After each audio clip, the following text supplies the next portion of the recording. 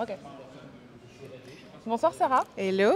Bienvenue à la 7e édition des Adicom Days. Merci à vous de... C'est un plaisir pour nous de te recevoir.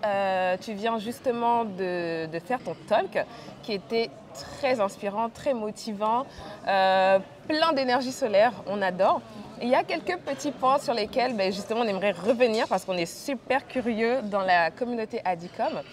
Alors moi, ce qui m'intrigue depuis plusieurs années quand même, c'est de savoir, lorsque tu sors ton show 3D, quel est le processus créatif dans lequel tu es au point d'arriver à ce résultat? Parce qu'en fait, quand tu le sors, tu broke Internet, littéralement.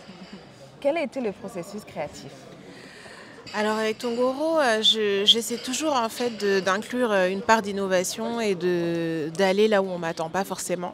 Je pense que pour une marque africaine, digitale, qui a eu en fait qui a eu un parcours tel que le nôtre, les gens se demandent toujours en fait qu'est-ce qui vient après. Et je pense qu'il faut toujours faire attention en fait à ce qui se passe sur le marché, mais aussi dans le monde.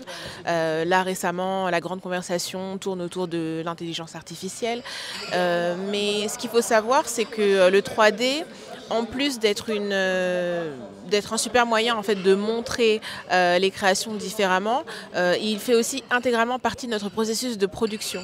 Aujourd'hui, on n'a plus forcément besoin de modéliser de manière physique, on peut le faire avec un ordinateur et en fait ça nous permet de gagner un temps fou parce que quand on modélise tout en 3D, ça nous permet de voir tout de suite le rendu, savoir si on a envie de continuer en fait avec cette création ou si on a envie de changer par exemple une manche ou l'imprimer et je pense que c'est en plus d'être un gain de temps, voilà, c'est une innovation en fait à intégrer et c'est assez sympa en fait.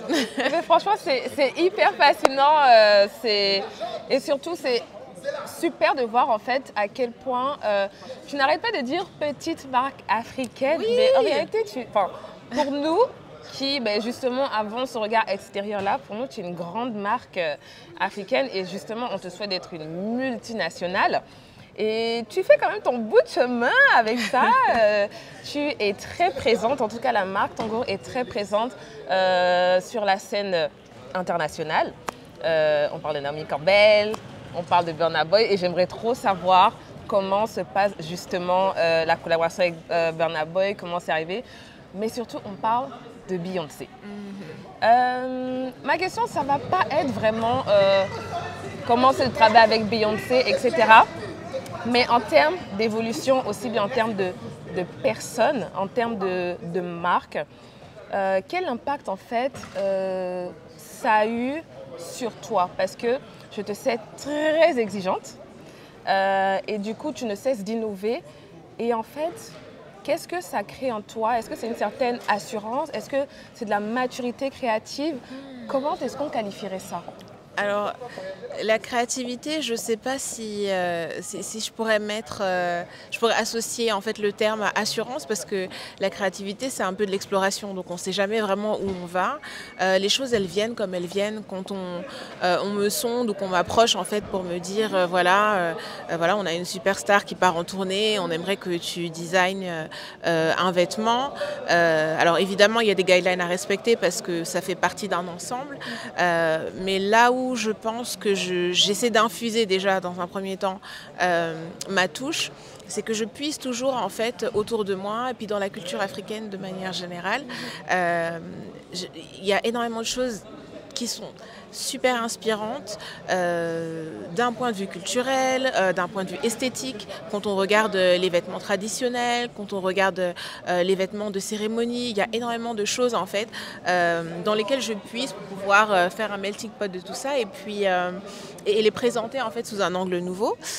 Maintenant, l'impact que tout ça a sur moi, alors déjà beaucoup de fierté, c'est énormément de travail. Je pense qu'on ne voit pas toujours les nuits blanches, on ne voit pas toujours aussi souvent les doutes qui accompagnent voilà, tout ce cheminement.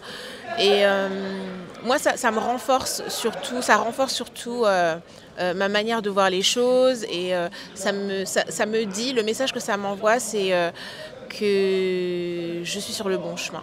Et ça, c'est quelque chose de très de réassurant. Super, franchement c'est très inspirant de parler avec toi. Et il y a une question du coup que je me posais quand je faisais ta vidéo de présentation. Pourquoi le blanc et les noirs? Entre les imprimés, entre ton feed Instagram, sur le blanc et le noir, en fait, c'est ton identité. Ouais. Et même au niveau des outfits. Alors Non, pourquoi Alors c'est une question qui revient souvent et c'est marrant, j'en parlais il n'y a pas très longtemps. Mon travail en fait a toujours été inspiré, alors en partant des magazines, du travail de Malik Sidibé, Seydou Keita, tous ces photographes en fait africains qui ont marqué l'identité et l'esthétique africaine post-indépendance des années 60.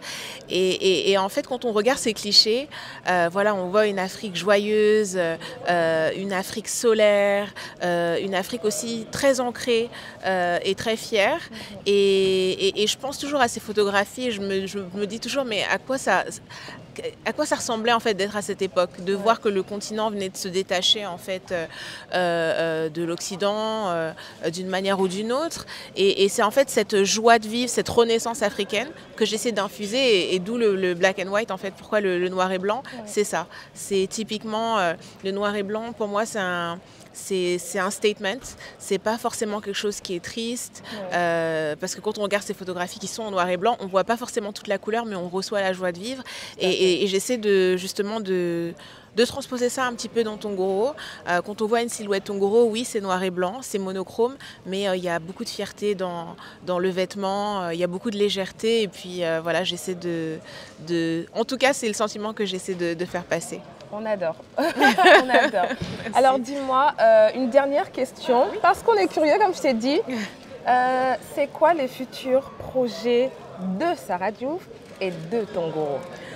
Alors les futurs projets, déjà finir l'année en beauté. Cette année, elle a été rythmée par de grands et beaux moments, mais aussi des moments assez difficiles. Voilà, déjà aller jusqu'au bout de l'année, je pense que ce serait un beau challenge. Enfin, ce serait quelque chose de beau. Et pour 2024, mon objectif vraiment, c'est Tongoro va souffler ses 8 bougies. J'aimerais beaucoup faire une exposition rétrospective en fait de tout ce qu'on a accompli. Je suis passionnée d'art et j'aimerais bien d'une manière ou d'une autre réussir à joindre les deux. Et pour la marque en elle-même, j'aimerais bien conquérir un petit peu plus de parts de marché sur le continent, rendre Tongoro accessible dans un maximum de pays africains. Ce serait le goal pour l'année prochaine. Et ben, c'est tout ce qu'on te souhaite. Merci beaucoup. On te souhaite vraiment tout ce que ton cœur désire, comme on dit. Merci, beaucoup de courage. Beaucoup de courage aussi. En tout cas, c'est un plaisir pour nous de t'avoir ici. Je vais maintenant te laisser profiter de la suite de l'événement. Je n'ai pas pu se retenir. Merci beaucoup, Sarah, pour ton temps et pour ton énergie qui est juste rafraîchissante. Merci à toi, merci beaucoup. Merci à Adicom et merci à Kaï. Merci. Merci, Sarah.